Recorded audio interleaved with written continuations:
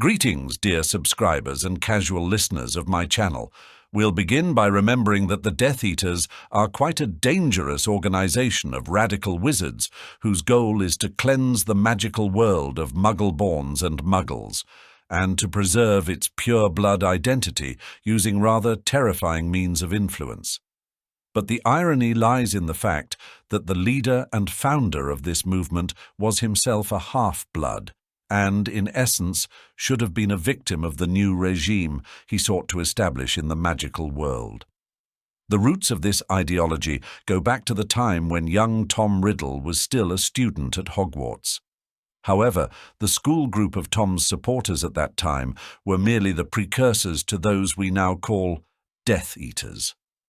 They called themselves the Knights of Walpurgis, and most of them were from Slytherin House, as this house, more than any other, has always upheld the values established by its founder, Salazar Slytherin, namely, the return of the magical community to pure-blood status. For a long time, Tom Riddle knew nothing about his origins, so upon arriving at Hogwarts, he became obsessed with discovering facts that could fill this gap in his life. While searching for traces of his father at Hogwarts, he soon concluded that, for some reason, Tom Riddle Sr. had never studied there. The deeper Tom delved into his lineage, the more disappointment consumed him, and by the time he turned 16, his hand did not falter as he killed his father and the rest of his Muggle family. Now, the main question arises: did Voldemort's followers actually know about his heritage? And if so, was their hatred of Muggles and devotion to the ideals of blood purity not strong enough to prevent them from following a half-blood? Did they know what Voldemort was so fervently trying to deny? But first, let's try to find evidence in the books that the Death Eaters were, in fact, aware of Voldemort's true ancestry. In The Half-Blood Prince, it is mentioned that the students close to him expressed surprise that Tom Riddle's father was a Muggle, given that Tom was a direct descendant of Salazar Slytherin. From this, we can conclude that Tom did not keep his origins a secret and did not hide the fact that he was a half-blood. Yes, he hated his origins, but he did not deny them. Another question arises here. Were these students the future Death Eaters who later fought for blood purity? We find the answer in Slughorn's words when he mentions the names of Lestrange and Avery as he bids farewell to Tom and the other members of the Slug Club after one of their meetings. In The Goblet of Fire, Voldemort gathers the Death Eaters and delivers a speech, at one point mentioning that he needed his father's bone for his rebirth. This is why the ritual took place in the graveyard of the small village of Little Hangleton, where the tomb of Tom Riddle Sr. is located. The Death Eaters who arrived there could not fail to notice that this village was clearly Muggle, and it was certainly not a place where wizards, especially purebloods, lived. So, the Death Eaters realized they were in a Muggle place, saw the gravestone with Tom Riddle written on it, the very name of their master from school, and even a child could connect the dots. If any of Voldemort's followers had doubts about his origins before, they now had irrefutable evidence before them. In The Order of the Phoenix, Harry calls Voldemort by his name, driving Bellatrix into a furious rage. "How dare you speak his name? How dare you defile it with your filthy half-blood tongue?" she screams, to which Harry responds that Voldemort is also a half-blood since his father was a Muggle. Bellatrix does not seem at all surprised by this information, leading us to assume that she was well aware of the Dark Lord's heritage. So we have established that there are several indirect pieces of evidence suggesting that the Death Eaters were indeed aware of their future master's true blood status. Therefore, it's a very logical question to ask, why did they still follow Voldemort, even though it fundamentally contradicted their core values as members of pure-blood families? Let's explore this further. Firstly, although Voldemort was a half-blood, he was nonetheless the true heir of Salazar Slytherin, the founder of the house from which almost all the Death Eaters came. Salazar was someone who always held radical views toward Muggles, and for that he was respected by the Slytherins who later became Death Eaters. One could say that Voldemort, being Salazar's direct descendant, balanced out his half-blood status. Secondly, it's no secret that Voldemort renounced his family. In fact, he literally wiped out any trace of his connection to Muggles. Through his actions, he proved to be a fervent supporter of blood purity ideals and used extremely brutal methods to implement those ideas. Voldemort's passionate desire to eradicate any ties that linked him to Muggles became a clear demonstration that he was more than serious about his cause, which earned him respect and trust among the Death Eaters. Thirdly, we should not forget that Voldemort was a powerful and great wizard, skilled in occlumency and legilimency. Additionally, he was charismatic and persuasive. By the time the Death Eaters might have wanted to question or oppose him, he had already gained enough power to eliminate anyone who would dare stand against him.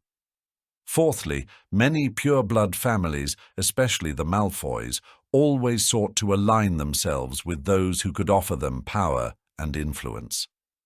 Seeing Voldemort's growing influence, Lucius decided to strike a deal with his conscience and overlook the Dark Lord's origins, betting everything on the immense power Voldemort would grant him in the event of victory, which Lucius never doubted. This was the temptation that Lucius and many other followers of Voldemort couldn't resist. If we look at the situation through the eyes of the Death Eaters, it becomes clear that Voldemort essentially gave them two choices: either join him or die. And Death Eaters were not like Sirius Black, James Potter, or Frank Longbottom. So, they chose the first option. Even though many Death Eaters, including the Malfoy family, knew about Voldemort's origins, they continued to support him out of fear, a thirst for power, and their belief in the superiority of purebloods. However, behind this choice lay many other complex questions and mysteries that continue to intrigue Harry Potter fans. To better understand the Death Eaters' motivations and to delve into their actions, let's move on to the most frequently asked questions that fans continue to pose about them. At what age can one become a Death Eater? The question of the age at which someone can become a Death Eater sparks much debate. The books don't provide a definitive answer, but the examples of some characters shed light on this mystery. Draco Malfoy was recruited at 15, just before his 6th year at Hogwarts. He had no choice. Voldemort used him as a tool to exact revenge on Lucius. Draco was too young to understand what lay ahead for him. Regulus Black joined the Death Eaters as a teenager. Sirius said about his brother, he was too young and proud to understand what he was getting into. Regulus received the Dark Mark shortly after leaving school, but by age 18, he betrayed Voldemort in an attempt to destroy one of the Horcruxes, with his death being the tragic price for realizing his mistake. Barty Crouch Jr. is another young Death Eater. He was around 19 when he was sent to Azkaban for torturing the Longbottom family. Barty grew up in a strict household but chose the path of darkness. He was young, ambitious, and, like many of his peers, was seduced by promises of power. The minimum age to become a Death Eater appears to be around 15 or 16. At this age, teenagers are still vulnerable. Voldemort skillfully manipulated them by promising power. Draco was drawn into this against his will. He was forced. Voldemort wanted to punish Lucius for failing to obtain the prophecy, and Draco became a pawn in his dark game. How did so many Death Eaters avoid Azkaban the first time? After Voldemort's first downfall, many of his loyal followers miraculously avoided Azkaban. One of them was Lucius Malfoy. He claimed that he had been under the Imperius curse the entire time. "I was being controlled," was his version of events. It was a convenient lie. Proving otherwise was nearly impossible.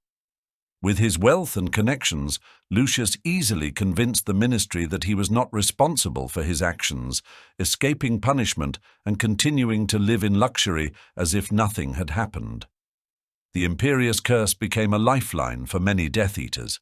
They all claimed the same thing, that they had been forced to obey. Lucius was one of the most cunning, but far from the only one. His wealth and power became his shield, protecting him from retribution.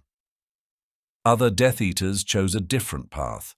Igor Karkaroff opted for a deal. He didn't want to rot in Azkaban, so he betrayed his comrades. "I can name names," Karkaroff said in court to buy his freedom. For this betrayal, he was released. Karkaroff became headmaster of Durmstrang, but he lived in fear of vengeance for the rest of his life. Betrayal always leaves a mark. Betrayal was not uncommon. Death Eaters knew that their freedom depended on how many names they could give up. This created mistrust, even among Voldemort's servants. No one knew who would be the next to betray to save their own skin. But the most unusual story is that of Severus Snape. He escaped prison not through lies or deals, but thanks to Dumbledore. Albus vouched for Snape, declaring that he had been a spy for the Order. "Severus was working for us," Dumbledore said at the trial. "People believed Dumbledore and Snape was freed. It was a unique rescue." Did the Death Eaters have a hierarchy? The Death Eaters had a strict hierarchy. At the very top stood Voldemort. He didn't just command, he ruled. His orders were unquestionable, and any mistake could cost someone their life. Voldemort kept his servants in constant fear. He who must not be named was not only a leader, but also a source of terror. Beneath him was the inner circle. Lucius Malfoy and Bellatrix Lestrange were part of this small group of trusted followers. Bellatrix worshipped Voldemort fanatically. To her, he was more than just a master, almost a god. Lucius, on the other hand, was a pragmatist. He cared about his family and tried to balance his service to Voldemort with protecting his own interests. But both were at the forefront, carrying out the Dark Lord's most important missions. The Dark Mark was a symbol of loyalty. It wasn't just a mark. It was a brand that bound the bearer to Voldemort. He could summon the Death Eaters at any moment, but the mark wasn't given to everyone. Only the most devoted received it. Those who bore it had responsibilities and knew that the mark was not a privilege but an eternal obligation. However, there were also those who served Voldemort without the mark. They operated in the shadows. Peter Pettigrew was one such person. Before he brought Voldemort back to life, he did not bear the mark. But that didn't stop him from serving the Dark Lord. There were many like him, carrying out dirty work without drawing attention. What was Peter Pettigrew's status? Peter Pettigrew, known as Wormtail, played a pivotal role in the downfall of the Potters. He betrayed his friends, becoming their secret keeper, and revealed their location to Voldemort. This betrayal changed the course of the wizarding world. Voldemort found the Potters, and the world was plunged into chaos, all because of Pettigrew's cowardly act. Later, he once again became a key figure. Voldemort's resurrection was also on his hands. In The Goblet of Fire, Pettigrew performed the ritual that restored the Dark Lord to full strength. He even sacrificed his hand for it. You would think such a feat would have elevated his status among the Death Eaters. But it didn't. The Death Eaters despised him. Bellatrix and others looked at him with disgust. A pathetic traitor, that's what they called him behind his back. To them he was a coward who betrayed his friends for his own gain. No one believed he was capable of anything more than servitude. Even Voldemort didn't truly value him. After the ritual, he rewarded Pettigrew with a silver hand, but it was more a gesture of condescension.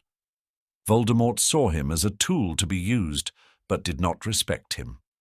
Pettigrew always remained on the fringes, among those who were never fully trusted. How does the Dark Mark work? The Dark Mark is a brand worn by the most loyal Death Eaters. It not only symbolized their devotion, but also bound them to Voldemort completely. From the moment it appeared on their arm, the mark became part of their essence, showing that they were no longer free. Voldemort used it for control, and the Death Eaters couldn't escape its magical power. The mark was much more than just a symbol. Voldemort could summon his followers simply by touching his own mark. The other Death Eaters would instantly feel a burning pain on their arms. This was an order to come to the Dark Lord immediately. Ignoring the call meant certain death. When Voldemort summoned his servants, they knew they couldn't defy this command. No letters, no words, just a searing pain on their skin, and they had to appear. This is exactly how, in the Goblet of Fire, the Death Eaters gathered at the graveyard after his resurrection. The mark connected them directly to Voldemort, making them obedient puppets. But the mark also reflected Voldemort's strength. When he was weakened after attacking Harry, the mark began to fade. Death Eaters like Karkaroff noticed this with growing concern. When the mark started to darken again, it meant only one thing: Voldemort was returning. It was a signal they couldn't ignore. Why did certain characters receive the Dark Mark?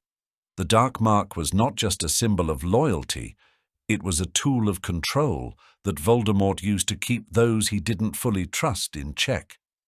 Severus Snape, Peter Pettigrew, and Draco Malfoy are prime examples of how the mark served as a means for the Dark Lord to monitor them and suppress their will. Snape received the mark when he was young and became a Death Eater. He sought power and proximity to Voldemort. But later, he switched sides and joined the Order of the Phoenix. Despite his betrayal, Voldemort continued to trust him. For Snape, the mark wasn't so much a sign of loyalty as a chain that kept him under control. Even as he played his double game, the mark remained a symbol of danger. Peter Pettigrew received the mark after he helped bring Voldemort back to life. Even his fellow Death Eaters didn't trust him. The mark became a tool of control for Pettigrew. Voldemort couldn't allow him to betray him again, as he had with the Potters. It kept him in fear and submission. Draco Malfoy was very young when he received the Dark Mark. It wasn't a reward. Voldemort used him to punish Lucius for his failure. For Draco, the mark became a curse. He wasn't seeking power, but found himself drawn into a dangerous game. Voldemort assigned him the task of killing Dumbledore, and the mark served as a reminder that he had no choice. For all three, the mark was not only a sign of loyalty, it made them vulnerable. Snape, Pettigrew, and Draco could have been spies or traitors, and Voldemort knew it. The mark was his way of keeping them in line, preventing any attempts to switch sides. How did the Death Eaters gain such power? The Death Eaters didn't become powerful by chance. Their strength was rooted in ancient, pure-blood families that had been accumulating wealth and influence for centuries. The Malfoys, Blacks, Lestranges, these families used their money and power to advance Voldemort's interests. Lucius Malfoy, for example, manipulated officials through his connections in the Ministry, ensuring he remained unpunished. The wealth of these families opened many doors. Money allowed the Death Eaters to control things behind the scenes and bribe the right people. They not only provided financial support, but also infiltrated the corridors of power, where they could influence policy. Lucius was a master at this. His generous donations and bribes kept many under his control. Penetrating the Ministry of Magic was a key factor. The Death Eaters didn't just infiltrate it, they subjugated many officials. The Imperious Curse was their main weapon. With this spell, they turned influential wizards into their puppets. No one knew who could be trusted. The Imperious Curse gave the Death Eaters covert control over the Ministry. Wizards, without even realizing it, carried out Voldemort's orders. This undermined resistance from within and gave the Death Eaters access to resources that no one could oppose. Politics and laws became tools in their hands. But the blind stubbornness of the authorities helped the Death Eaters even more. Minister Fudge refused to acknowledge the threat. He simply didn't believe in Voldemort's return. "You're mistaken, Dumbledore," he kept saying, as the Dark Lord was already gaining power. This denial allowed the Death Eaters to operate freely. Why didn't any of the Death Eaters finish off Harry? Despite the threat Harry Potter posed, none of the Death Eaters dared to kill him. The reason is simple. Voldemort forbade it. "Only I can kill him," said the Dark Lord. He was convinced that the prophecy tied their fates together, and only he had the right to destroy Harry. Anyone who dared disobey this order would face a terrible punishment. Even when they had the chance to kill Harry, the Death Eaters hesitated. They knew that Voldemort wouldn't forgive disobedience.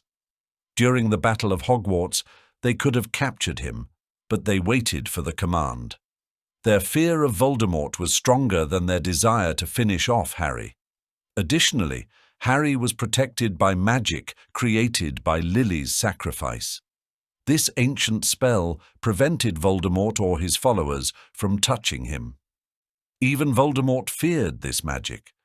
The Death Eaters were aware of the protection and avoided taking risks, unwilling to confront its power. This protection also extended to the Dursley home, where Harry lived. As long as he was there, the Death Eaters couldn't get close to him. They understood that any attack could end in disaster. Lily's magical protection made Harry nearly untouchable. But it wasn't just magic and fear of Voldemort that held them back. The Death Eaters were motivated by self-interest. Killing Harry meant defying Voldemort's orders and risking their lives.